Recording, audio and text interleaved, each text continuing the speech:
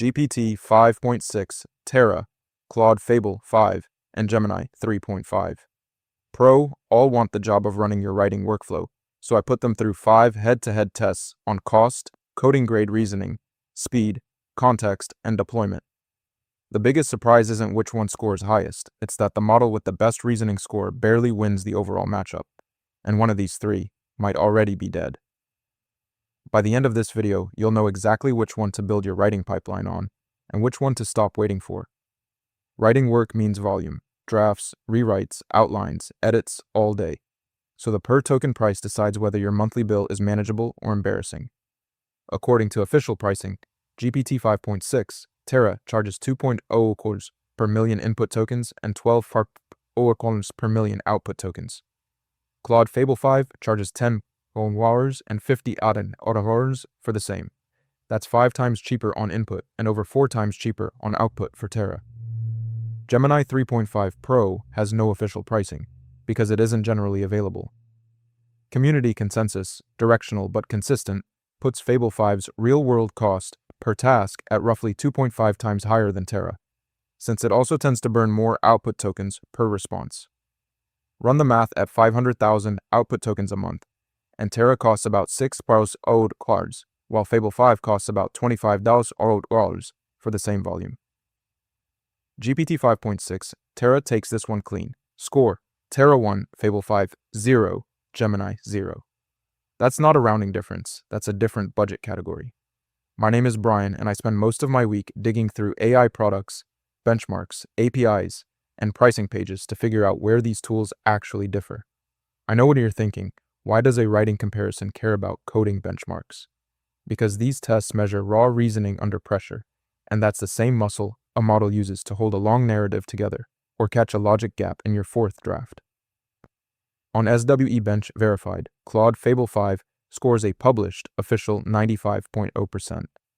One of the biggest problems I run into when using AI agents is turning their output into YouTube content I can actually use to market my product.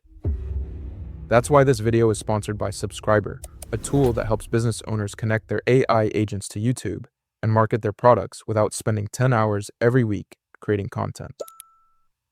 You can connect Claude or ChatGPT directly to Subscriber. It then analyzes your business, website, and YouTube channel to help you create SEO-optimized video ideas, scripts, thumbnails, and even complete videos that actually match your brand. What I like most is that every week, Subscriber gives me a list of high-potential video ideas I can immediately execute, and it can even help edit videos for me, with or without my face, including videos like the one you're watching right now. It's easy to get started, and you can try Subscriber for free using the link in the description below. Now back to the video. GPT 5.6 Terra has no published figure on that specific benchmark. Gemini 3.5 Pro's leaked internal builds landed around 68 to 71%, unverified, and below Google's own internal target. On Terminal Bench 2.1, the numbers flip, community reported, so treat it as directional. Terra scores roughly 87.4%, Fable 5 comes in at 84.3%. But on the Artificial Analysis Intelligence Index, a broader reasoning measure, Fable 5 posts a 62 against Terra's 41, the widest gap in this whole comparison.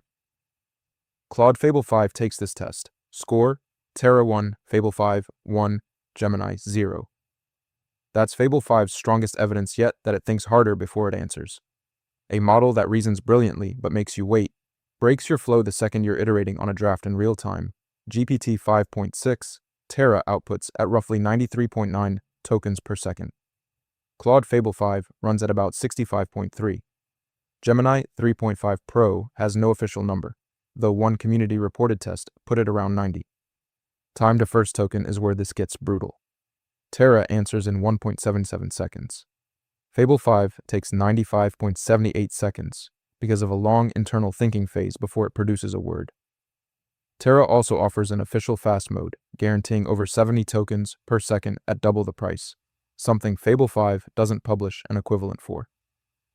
GPT 5.6 Terra wins this test outright. Score: Terra 2, Fable 5 1, Gemini 0. That's not a small gap. That's the difference between a tool that feels alive and one that feels like it's stalling. Stick with me because the last 4 tests are where this decision actually flips. Writing anything long, a manuscript. On context and output limits, GPT-5.6 Terra pulled clearly ahead once the workload got real. There is a real caveat on context and output limits worth naming before we score it. Writing anything long, a manuscript. Next up is deployment and modality, the test that quietly decides whether the rest of this comparison even matters. On deployment and modality, Claude Fable 5 pulled clearly ahead once the workload got real. There is a real caveat on deployment and modality worth naming before we score it.